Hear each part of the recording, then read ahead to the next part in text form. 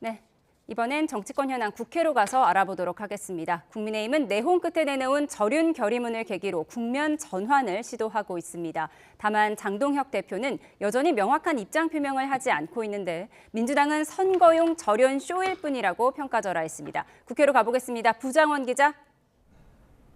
네, 국회입니다. 네, 국민의힘이 어제 이른바 절윤 결의문을 내고 노선 변화를 천명했는데요. 평가가 분분하다고요? 그렇습니다. 당 안팎으로 다양한 의견 현재 분출하고 있습니다. 국민의힘은 어제 윤석열 전 대통령의 정치적 복귀에 반대한다는 걸 골자로 하는 절윤 결의문을 내놨습니다. 소속 의원 전원 명의로, 그러니까 장동혁 대표까지 채택에 동참했습니다. 당 내부에선 선수와 계파를 가리지 않고 늦었지만 다행이다, 터닝 포인트가 됐다는 반응이 많이 나오고 있는데요. 소장파 모임 대안과 미래를 이끄는 이성건 의원도 YTN과 통화해서 의원들의 총의를 모아 정말 필요한 기초적인 부분들은 결의문에 담았다면서 의미가 있다고 평가했습니다. 이번 결의문 채택을 주도한 송원석 원내대표는 오늘 아침 회의에서 이제 과거를 뒤로하고 미래로 나아갈 때라고 강조했습니다. 반면 민주당은 이번 사과 역시 반쪽짜리라며 눈앞의 위기를 타개하기 위한 미봉책, 선거용 절연쇼라고 깎아내렸습니다. 차례로 들어보시죠. 이제 국민의힘은 과거를 뒤로하고 미래로 나아가겠습니다. 6.3 지방선거에서 승리하고 이재명 정권의 독주를 국민의힘의 계엄 사과는 이번에도 반쪽짜리였습니다. 이 당연한 사실을 두고 결의문까지 발표해야 하는 국민의힘이 과연 공당인지 의문입니다. 일단 친한계 징계 문제 등은 이번 결의문에 빠지면서 갈등의 뇌관은 여전히 남아 있습니다. 한동훈 전 대표는 아침 라디오에서 당권파가 숙청, 제명 정치를 정상화하지 않는다면 국민은 결의문을 면피용으로 볼 거라고 판단을 보류했습니다. 이제 공은 장동혁 대표에게 넘어갔는데요. 장 대표는 이번 결의문 채택에 앞서 초안 작성부터 원내 지도부와 소통하고 주말 사이 오세훈 서울시장과도 비공개 회동한 것으로 파악됐습니다. 하지만 강성 지지층의 반발을 의식한 듯 아직 직접적인 입장을 밝히진 않고 있습니다.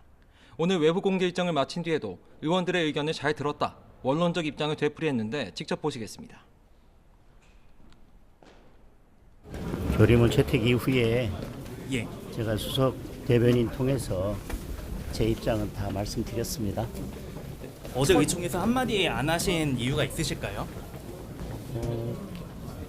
의원님들 의견, 여러 의견들을 제가 잘 들었습니다. 대신 장동혁 대표는 오세훈 서울시장과 마찬가지로 후보 등록을 보류한 김태흠 충남지사를 면담하고 최근 당 상황을 공유했습니다. 또 장 대표가 조만간 직접 입장을 밝히는 방안도 열어두고 검토 중이라고 장 대표 측은 설명했습니다. 네, 민주당에서는 검찰 개혁안을 둘러싼 전운이 계속 이어지는 분위기죠. 그렇습니다. 빈대 잡자고 초가삼간 태우지 말자는 이재명 대통령의 작심 발언 이후에도 검찰개혁 법안을 둘러싼 이견 여전합니다.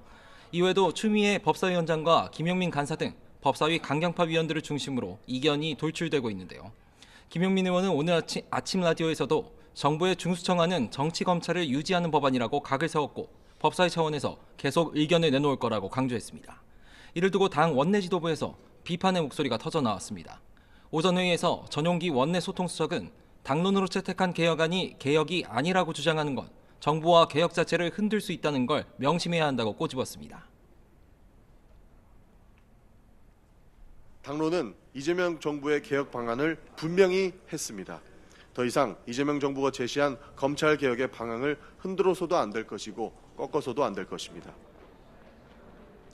지도부 회의석상에서 공개 비판이 나온 건데 다만 한병도 원내대표는 개혁은 말 그대로 가죽을 벗겨내는 일이라 고통이 따르고 피도 나지만 시행착오가 있더라도 최종 목적지는 같다며 갈등 수습에 나섰습니다.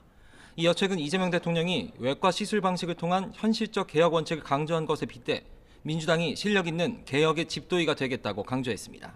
지금까지 국회에서 YTN 부장원입니다.